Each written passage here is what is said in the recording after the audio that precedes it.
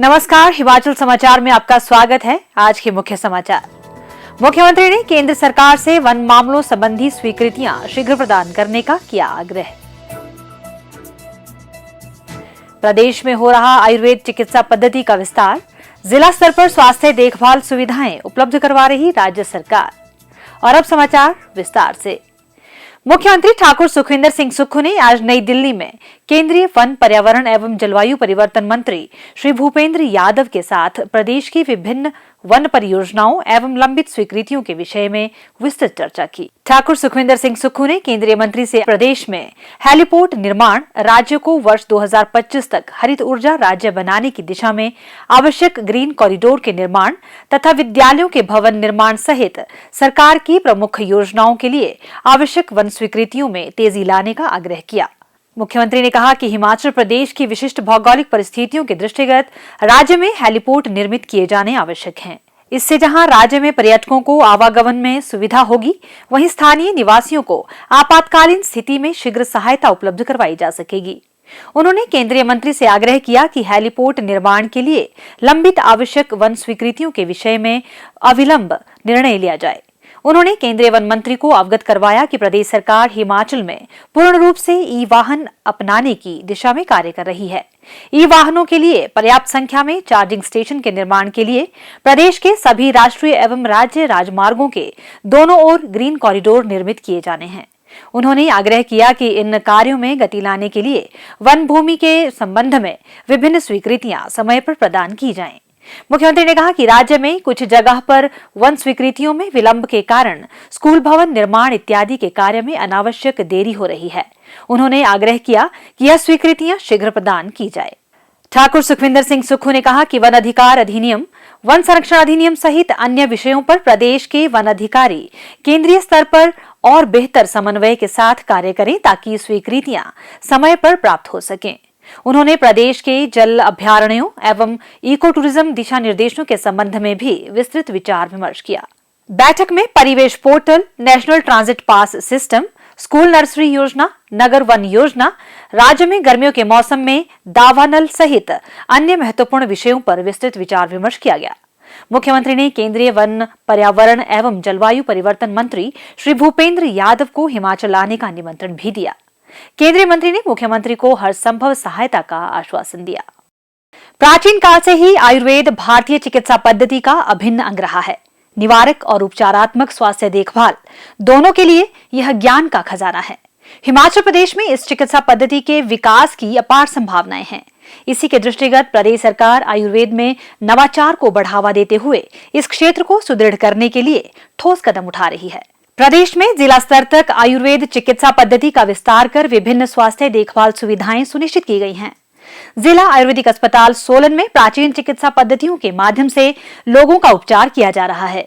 पंचकर्मा तथा क्षारसूत्र चिकित्सा पद्धति से जीवन शैली के विकार से उत्पन्न बीमारियों का उपचार यहाँ उपलब्ध है।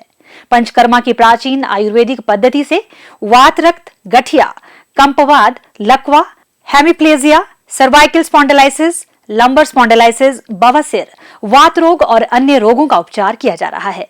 पंचकर्मा एवं आयुर्वेदिक औषधियों के माध्यम से मधुमेह, रक्तचाप, फैटी लिवर, लिवर एनलार्जमेंट, चर्म रोग आदि का उपचार भी उपलब्ध है। पंचकर्मा का उपचार 7 से 21 दिन की अवधि में किया जाता है।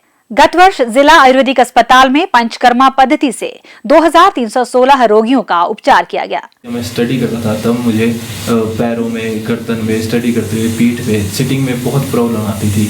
तो उस वजह से मैं यहाँ पर सोलन आयुर्वेदिक हॉस्पिटल आया था।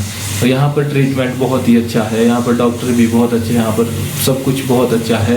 तो मैं यहाँ पर पिछले 7 दिन से अपना ट्रीटमेंट करा रहा हूँ, पंचकर्मा करवा रहा हूँ। उस वजह से मुझे काफ़ी ज़्यादा रिलैक्स फील हुआ है यहाँ पर। मेरा बच्चा, उसको मस्कुलर डिस्ट्रॉफी है। मैं पीजीआई तक गई बच्चे का इलाज करवाने के लिए, पर वहाँ पे डॉक्टर ने मना कर दिया। तो फिर किसी ने कहा कि सोलन में आयुर्वेदिक हॉस्पिटल है, वहाँ पे आप इसका ट्रीटमेंट करवाओ और ज़रूर इसको वहाँ से फ़र्क पड़ेगा। तो मैं इसे यहाँ पे लेके आई। 7 दिन मुझे यहाँ पे इसका ट्रीटमेंट करवाते हो गया और इसको काफ़ी फ़र्क पड़ा। जितना ये पहले चलता था चढ़ाई चढ़ने में इसको दिक्कत होती थी, सीढ़ियाँ चढ़ने में इसको दिक्कत होती थी। तो अब धीरे धीरे करके इसमें इम्प्रूवमेंट आने लगा है। मेरे दोनों टांगों और कमर में, बाजू में, दोनों बाजू में दर्द थी और मैं पंचकर्मा करी हूँ और कटी बस्ती भी करी है, जिससे मेरे को काफ़ी आराम हुआ। यहाँ के सभी स्टाफ बड़े अच्छे हैं, डॉक्टर भी बहुत ही अच्छी तरह से पेशेंट की देखभाल करते हैं और मेरे को काफ़ी आराम है पहले से। इस अस्पताल में पैरासर्जिकल आयुर्वेदिक पद्धति जैसे क्षार सूत्र चिकित्सा भी उपलब्ध है। क्षार सूत्र सबसे प्राचीन, प्राकृतिक और सुरक्षित पैरासर्जिकल चिकित्सा पद्धति है।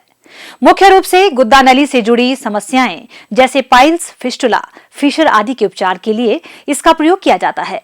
अस्पताल में प्रशिक्षण प्राप्त चिकित्सकों द्वारा गत वर्ष ऐसे 104 रोगियों का उपचार किया गया। मैं जिला आयुर्वेदिक हॉस्पिटल सोलन में आया हूँ ट्रीटमेंट के लिए। तो मुझे बवासीर की प्रॉब्लम थी, जो क्षार सूत्र द्वारा ऑपरेशन किया गया, उससे अभी बहुत फर्क है। इसके अतिरिक्त इस अस्पताल में एलर्जी क्लिनिक की व्यवस्था भी है। जिला आयुर्वेदिक अस्पताल में स्त्री रोग जैसे बांझपन, श्वेत प्रादर, गर्भाशय की रसौली, पीसीओडी, सिस्ट इत्यादि का उपचार स्त्री रोग चिकित्सक द्वारा सफलतापूर्वक किया जा रहा है। लोगों की सुविधा के लिए सामान्य ओपीडी भी चलाई जा रही है और विभिन्न रोगों की जांच भी यहां की जाती है। प्राचीन आयुर्वेदिक पद्धति को बढ़ावा देने के लिए प्रदेश सरकार द्वारा समय समय पर चिकित्सा शिविर भी लगाए जाते हैं।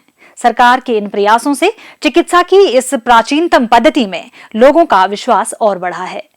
और अब प्रदेश के मौसम पर एक नजर।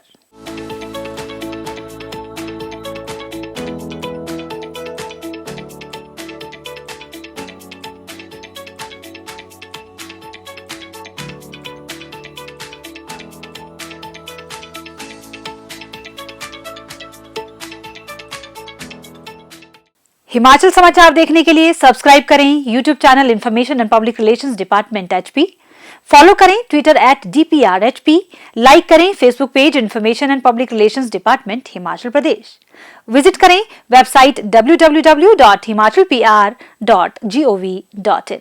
इस अंक में इतना ही। कल फिर होगी मुलाकात। दीजिए इजाजत। नमस्कार।